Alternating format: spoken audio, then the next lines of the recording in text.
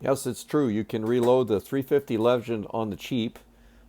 My first video was a couple months ago on my 350, and I have had some technical difficulties. I'm not a tech guy, so I spent some time today trying to figure this out with the time I had. And the point of this video is to show that I was able to very economically shoot this cartridge all last year. I purchased my 357, or I'm sorry, my 350 Legend. I got the Savage 110 Apex rifle at Sportsman's Den in Shelby for I think around 560 something. It came with a scope on it. It's a low-end Vortex Crossfire scope, 3 to 9. It's all I needed. I may upgrade it this year. We'll see. And the best thing about it for me was that I reloaded it cheaply, and I shot probably got close to 500 rounds through that rifle at this point. Had it and have had it about 10 months. And this is my reloads. I shot 115 grain 9mm projectiles out of this small rifle primer, of course, and I shot that on 24.4 grains of H110. If you decide to load yourself, do your own research on that. From the research I found, that was in the middle, and to be honest, that was what my Lee dies, the dies I got came with the Little Dipper. I was kind of lazy. I didn't want to spend a lot of time on it, so that's what it threw. And I get one and a half 2-inch groups, two depending on how I'm shooting, from 100 yards with sandbags, and very accurate at 50 yards when I get in closer. But it's probably me, and I haven't tweaked this powder or anything, to load or anything yet. I just use that dipper because I weighed it out. I still weigh every time I reload, of course, and it throws 24.4 grains just to make sure, and I've kept it right there. And that was in the middle of the data that I found online. And this is to compare the two. This is your this this other one's my reload, the one on your right, and that's a 170 grain Hornady that I bought from I think it was Midway. And those are more expensive, and I didn't work up a load for deer season. I actually shot the Hornady factory ammo, the deer season, 170 grain. That's what I shot my deer with last season. But to the nitty gritty here, those projectiles I use, I buy bullets from Precision Delta online, and they're currently $105 for 1,000 projectiles, 9mm. If you want to go to the 147 grain, that was the 115 grain is 105 for 1,000. The 147 grain are 128 for 1,000. So a pound of H110 is currently 31.75 is what I saw it for today. I think it's March 25th today, and so uh, and I use the CCI. I think I've got CCI primers. I have those and some Winchesters, and they're showing 1,000 for 130. So my cost per round for reloading that all summer with those numbers, the projectile is 10.5 cents, or 10 and a half cents a round. The powder is about 11 and a half, a little over 11.06 cents, and the primer is 13 cents for a total cost of 34.56. So for cents, so for under 35 cents a round, I was able to practice all summer.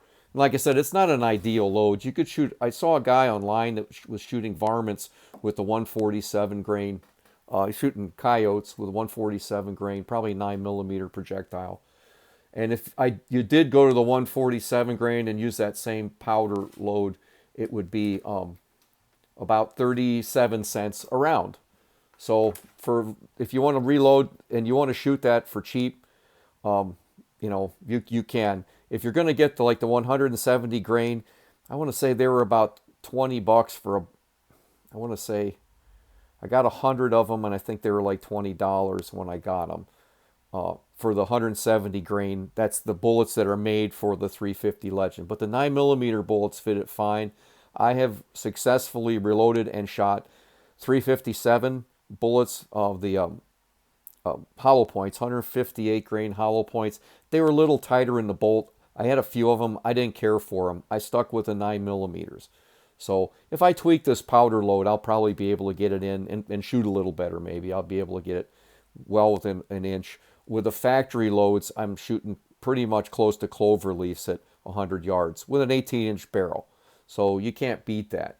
So if you're in Ohio, southern Michigan, I guess Delaware, I was reading, Iowa, and all the states that require a flat or a straight-walled rifle caliber for deer hunting, or if you're in a state, even I do a lot of hiking in Montana, and you're going to be hunting in the forest. You're not going to be taking a long shot, and you're hunting whitetails or something in the woods out of a tree stand.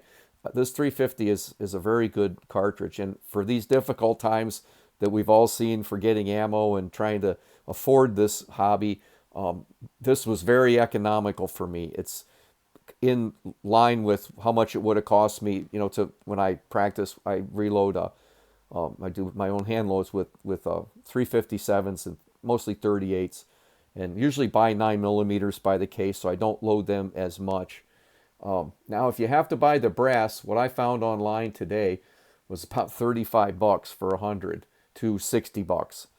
So what I do is I am a member of a range, and I go through our brass buckets as soon as I get there, because we have buckets on our 2 different rifle ranges.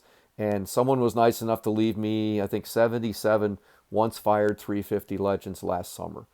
So if once you get the brass, you always inspect them when you reload them and stuff. And like I said, I'm not loading these very hot. I'm just loading them to practice.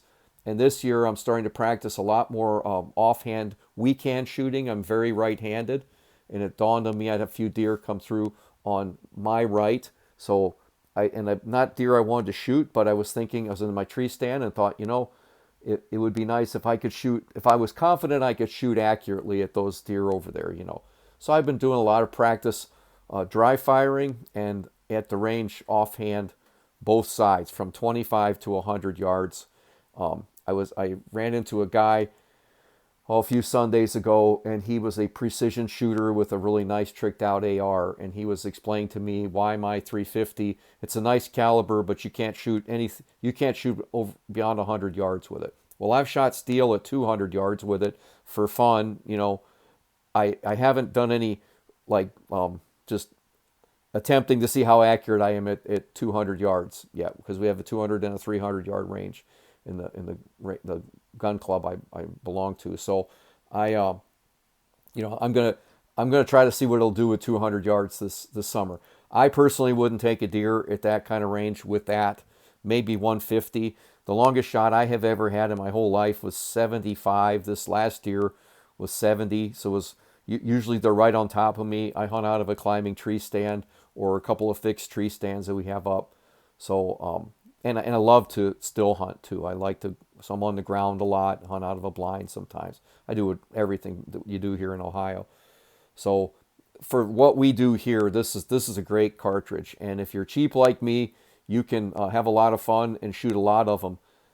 Now, I've got this worked up well for my bolt action Savage. I have a buddy that just bought a AR platform. He's been having trouble. You really have to get the factory crimp on, and you've got to. It took a while to learn that. I damaged a few cases. That's how it is with hand loading.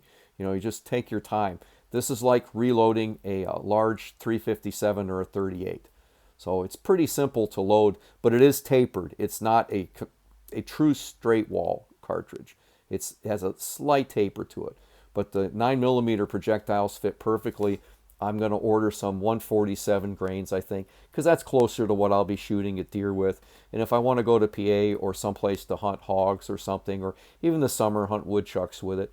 Most of my woodchuck kills, I used to do a lot of that, and where I'm at, it's pretty flat. So I think my longest shot was about 170 yards that in my life. I shoot a 243 in my own hand loads with that. So it's been a fun caliber to learn to use, and I've had a lot of fun reloading this. And the like I said, the fun is shooting this for about 35 cents a shot, and I'm at the range, and guys, these days the crazy ammo and stuff, because I had the brass.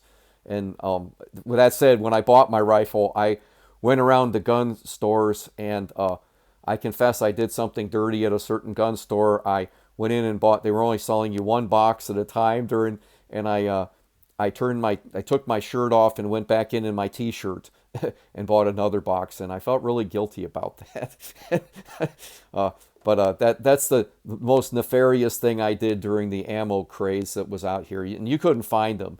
And if you're looking, you're going to go hunting this fall, I would suggest you start looking right now for 350 Legend, because they disappeared. And like I said, I used the factory Hornady deer season rounds for my season, just because I hadn't worked up a load yet. Now this coming season, if I have time, I'll work up my own load, and I very much enjoy hunting with my own hand loads.